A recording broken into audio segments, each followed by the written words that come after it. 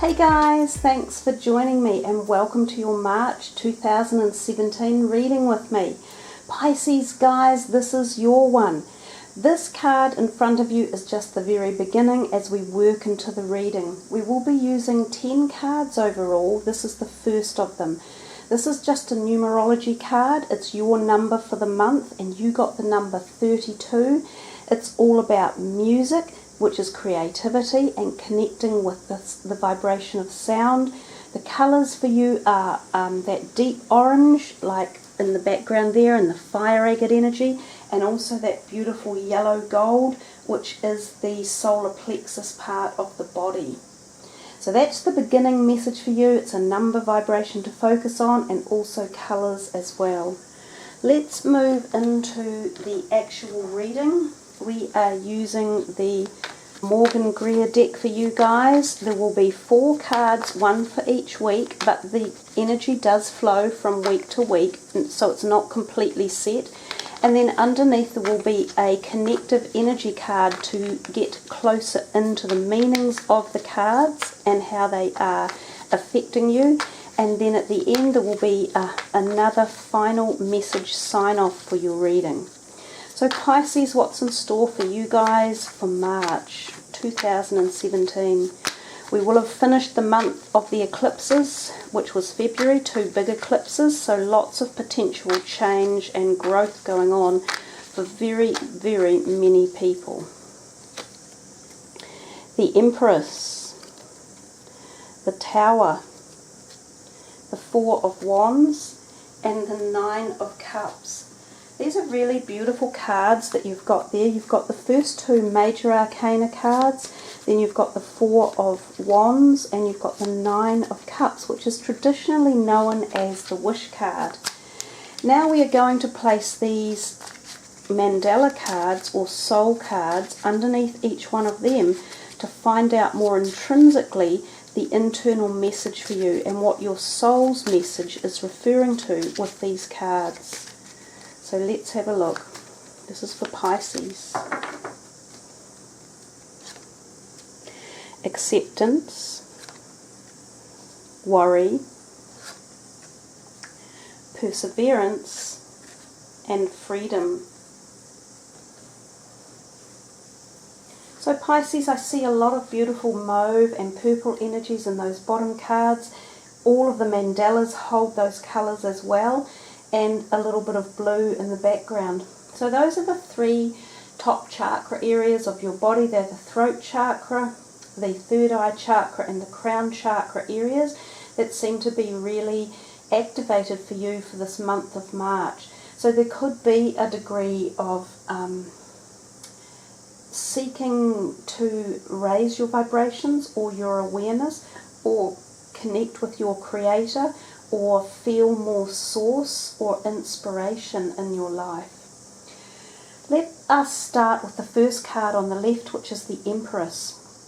Now, she stands for divine feminine power, fertility in particular, sexuality, harvest time, happiness, nature, being grounded, love and compassion. And definitely cycles of hormonal cycles in the humans, so fertility, conception, menopause, puberty, things like that. She also signifies happiness and feeling at one with yourself and knowing you have this strength, female strength, so the power of the goddess energy as well. Now if you look at the very bottom, she has the moon at her feet and she has a foot on it. So we just talked about the fact that the eclipses have just been. So she could be insinuating that there are bodily changes taking place for some of you from the period of the eclipse. Some of you might find a pregnancy is in the lines, or there might be something happening around your female menstrual cycles or hormonal energies as well. For some of you, this can be the sign of love and beautiful relationships in your life.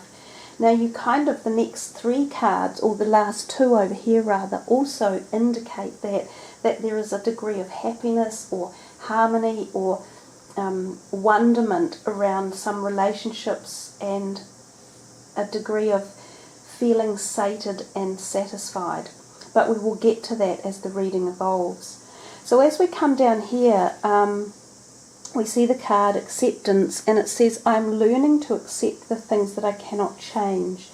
So there's a degree here where this card at the top with the Empress is telling you that there might be changes taking place, either in your body or in your emotional state or with someone around you that you are not yet ready to face, but these changes are occurring. So when we look at them and we accept things in life as just being, and we say, oh well, it just is, we drop off a whole load of emotional turmoil or worry.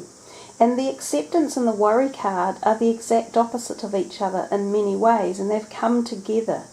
So I think the message of these two ties up with the Tower as well, and there's a whole combobulated sequence going on here for you guys one way or another.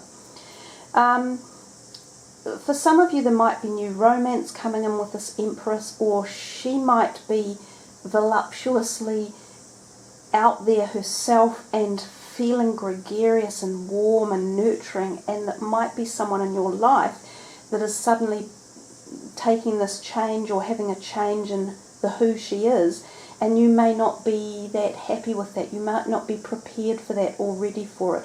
Sometimes it can be parents with younger children growing into, as I said, puberty, and they're growing up and they're starting to mature and they are doing mature things. There could even be, for some of you, you might find out that someone could have become pregnant who was very young and you're having trouble accepting something like this. For some of you, there could have even been something like a miscarriage, and you have to learn to accept that the timing wasn't right for that pregnancy to evolve into a full-term pregnancy. So there's a whole bunch of messages there just popping up now along those lines. Now we come to the next card and we see the Tower, and underneath we see Worry. Now the Tower often instigates the energy of worry because it's about change, and it can be about abrupt, sudden change. And often I find it can be argumentative energies. So this can be within relationships. It can also be within workplace energies. So if this is happening or going on around you, you have choices to react to it in certain ways. And what it's telling you is to let go of worry. If the Tower comes into your life, it is rearranging a situation that wasn't stable and it needed to be altered, and possibly it needed to be got rid of completely from your life. So you can often see people leaving your life at this time when the Tower is out. And remember, it's one of the major arcana cards. So this is about the universe deciding this particular course of action and to initiate it for you. It will provide the circumstances that cause this Tower to erupt. Now, when we find these events taking place, it is because it is time for it to be moved on, so that you can and there's a house alarm going off, which it's doing at very specific points in a reading. So often when things like that occur, it's telling us to really listen to the words that are being said. Anything that needs to be got rid of or changed or restructured in your life has to be done so earlier rather than later. The sooner you address these incorrect situations or relationships or people or atmospheres that you're living around or under, the sooner you move on and up and into the places of freedom with this wish card coming into play. So don't fret about the Tower. Don't worry about it.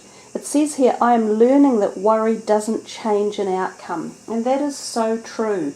You can worry about anything in life, and does it actually alter it? Of course not.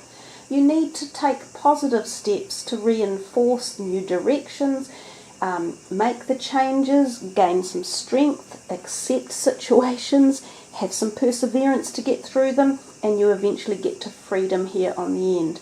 So again, it's just a message of strengthening your resolve, and knowing that you will get through any changes that come and that they are for the better and they take you to your next stage of evolution. Now also I'll just mention, if you can hear staticky clicking noise in the background, that's the cicadas outside in the trees. They've finally all decided to come out, and that noise is the male cicadas trying to attract the love of their life. So don't be annoyed by that staticky sound. It's nature. There's nothing we can do about it. And if you let it go into the background, you won't even really hear it. And when you know that it's the song of love, well, it's even more beautiful. So we come next to the third week roughly, and we see this beautiful card, the Four of Wands. A lot of people want to get that in their readings. It's a card of happiness, satisfaction, happy events, sometimes engagements. It's also the sign of a happy home. Sometimes this card turns up when you are moving home, or when there's an offer of an engagement or a wedding even in the month. Some of you may be attending weddings or functions like that, and they're usually lovely, happy, positive occasions where you feel this energy of love and connection and joy and happiness, all those euphoric energies. And the card underneath again is perseverance, and it says, I know that I can do whatever I set my mind to. So what we need to address then is how the two are working together. For some of you, you might be seeking a happy home or a home change. So maybe you feel as though there are blocks there at the moment, or it's not happening. Some of you might be either looking to buy a new home and something's being put on hold, whether it's the mortgage money might not be quite right, or your deposit isn't enough, or you can't find the right home. It's saying don't give up. Keep going and keep working through it each step of the way. Give away the worry, take in the acceptance, and eventually you'll get the freedom that you want. So for any of you seeking the happy home or waiting for that opportunity for that lovely feeling of family connection, which is also what the card gives, and if it's missing in your life at the moment, you're being called upon to be strong and have the perseverance, drop the worry, accept certain situations, and allow the universe to take hold to move you into that which you desire. So also use positive affirmations and visualization to manifest the things in your life that you want. Focus on these energies and the harmony. Picture that card every day. Keep a copy of it, or put some positive affirmations in your wallet saying, I am living the dream. I have the dream home. I will be purchasing my home. My home and family life are happy and complete. And keep those mantras going and keep that attitude going. And that's how you move into the manifestation of your desires. And then we can talk about the fourth card, which is representing in essence the fourth week. It's the Nine of Cups, the wish card. And I've just been talking about making your affirmations and persevering with them and bringing that into reality, because that's how your wishes come true. When this card turns up, it's a beautiful gift. It's almost like the universe saying, okay, I'm offering you a point in time where your wishes will be granted. And there's another saying too, be careful what you wish for, because it usually comes true in the end. So phrase what you want very carefully. Use positive words. Don't focus on the negative. Don't say something like, oh God, I wish I didn't have this horrible job. I wish I had a better one. The first thing that was said there was, I wish I didn't have this horrible job, but you're focusing on a horrible job. So if there's something you want changed in your life, whether it's relationships, money, harmony, career, you focus on wording it in such a way that it is only ever positive. So you say, wow, thank you universe, I can't wait to get that money manifestation. It's wonderful to feel the money in my life. Or I'm so happy and so grateful for the love in my life. Thank you universe, I can feel it, I'm in love. You say things like that to get that going and to empower it. And that in turn, it says you're going to get the freedom. I possess the power and the free will to create my own happiness. I hadn't actually looked at those words, and I didn't realise that was what was on the card, but I've just been saying it. So these two, in and of themselves, incredibly powerful. Focus on them as you move through the month and really harness that energy. You know, we look at this as blue in the background, and blue is about communication and the throat chakra as well. So there's a degree of making sure you communicate these dreams and aspirations out into the real world so they become reality. So it's all about communicating, and it doesn't have to be verbal, but communication is even passing through your thoughts or writing them down onto paper or making them real, or making sure you're communicating with your guardian angels or your spirit guides to allow your wishes and dreams and desires to be activated. So there we are, Pisces. I think also you should pick one of these down the bottom that appeals to you the most and spend some time focusing on them and really get into the mandala and see what it does for you, because mandalas work at a very subtle energy level. They work at, if you like, the subconscious, and so each mandala is activating something within your body, and whichever one you focus on most specifically is the area that needs that extra uplift or clearing or clarification. So we'll put these cards away, guys, and we will do your final card for the reading, which is one of these beautiful fairy cards. They're very powerful and they have gorgeous messages and energies on them. So this is for Pisces. What's the final message to hand over to Pisces? They're very slippery. They're in a hurry to hop out. So we'll just see. Emotional healing. We're definitely in the orangey colour here, an emotional healing. It's that sacral chakra energy area, but we see a lot of the green on the card as well for the heart. I'll just move that in for you.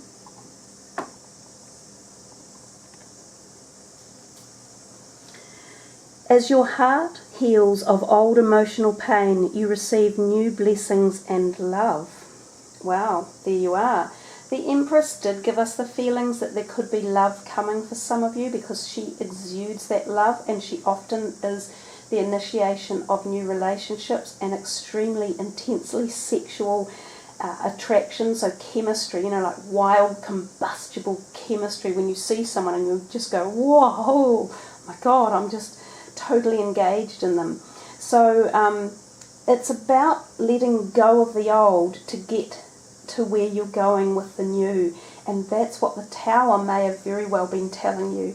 You know, sometimes when the Tower turns up, it can even be the end of a relationship, such as a long-term partnership or a marriage or an engagement. So when you let that go and let go of the worry and have the acceptance, which is what emotional healing is all about, you will then move forward into these new doors. So I think the reading has been very connective, and this end card has carried through that initial message and the initial energy waves of the first cards. I particularly like that emerald gem that she's holding sort of over her heart chakra area. So for any of you that do have any emotional healing that's taking place, this is a really nice, gentle, nurturing gesture, possibly from Raphael, the healing angel, and the heart healing colours. And it's very subtle, it's peaceful. So I think after, if there is any, you know, sort of sudden up and quick turmoil through the Tower, there is some really cathartic emotional healing coming, and it does enable you to heal the old and move into the new, and lots of new blessings and love. And that's the Four of Wands and the Wish card at the end of that reading, connecting again as well. So wishing you, Pisceans, much freedom, much healing, and much love. Hey, thank you all for joining me. It's a privilege to be able to do these readings. I love seeing that you like the video and that you leave your comments and tell me about any of the things that really resonate with you all. So have a wonderful March, everyone. Take care, and I shall be with you in April. Much love. Namaste.